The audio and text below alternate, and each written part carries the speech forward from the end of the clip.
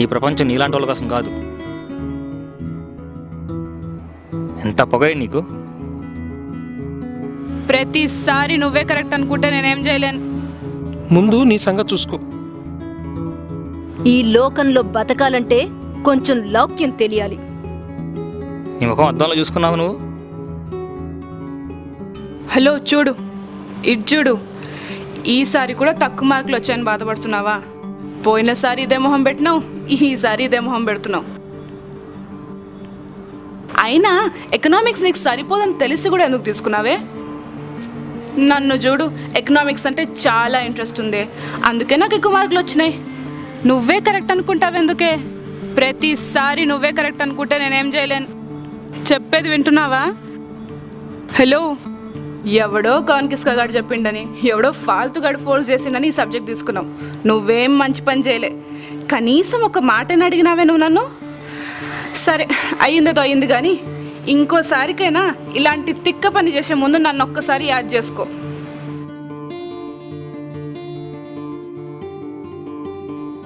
చూడు సుప్రియ, నువ్వు నాకు చాలా రోజుల నుంచి తెలుసు. నువ్వనే కాదు, చాలామంది అమ్మాయిలు తెలుసు నాకు. వాళ్ళందరిలోకి నువ్వే ప్రత్యేకంగా అనిపిస్తావు. మనసులో ఏమీ పెట్టుకోకుండా మొహానే చెప్పేస్తావు. నీ వరకు అది బాగానే ఉంటుంది, కానీ నీకు విషయం చెప్పాలి. ఎలానా అని ఆలోచిస్తున్నాను. నాకు ఎప్పటి నుంచో తెలుసు నువ్వు నన్ను ఇష్టపడుతున్నావని. ఎవరినైనా ప్రేమించడం తప్పేం కాదు, కానీ నువ్వు చాలా ఎమోషనల్. అంత ఎమోషన్ నేను భరించలేను. అన్నిటికన్నా ముఖ్యమైన విషయం, నేను మౌనిక ప్రేమించుకుంటున్నావు, పెళ్ళి కూడా చేసుకోవాలనుకుంటున్నావు.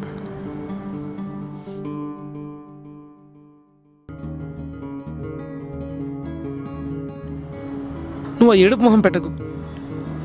ఇలా అయితే కష్టం. ఈ రోజుల్లో అమ్మాయిలు ఎంత రఫ్ అండ్ టఫ్గా ఉంటున్నారు.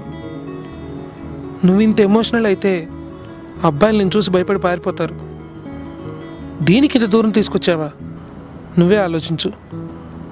ఎవరైనా ఇలాంటి చోటుకి పిలిపించి ప్రేమిస్తున్నా అని చెప్తారా? నీ డ్రెస్సు, నీ అవతారం. ముందు నీ సంగతి చూసుకో, తర్వాతే నీకు ఈ ప్రేమ దోమ.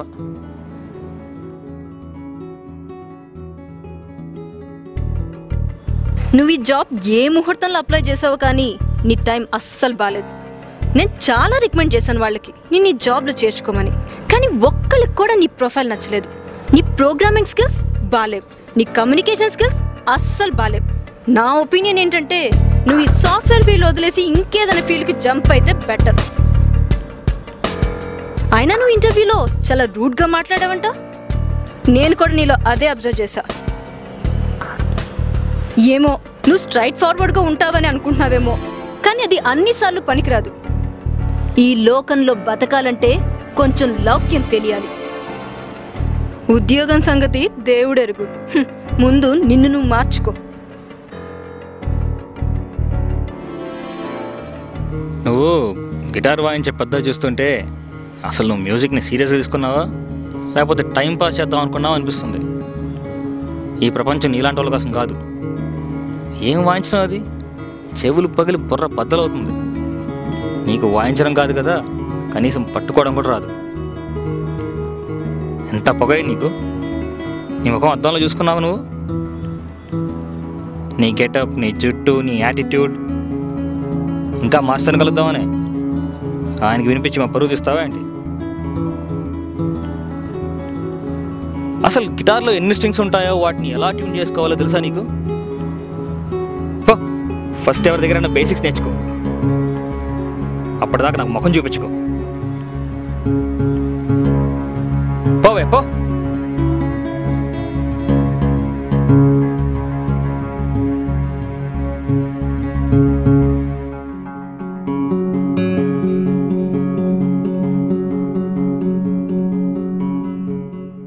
ఓటమి ఓటమి, ప్రతిసారి అదే జరుగుతోంది.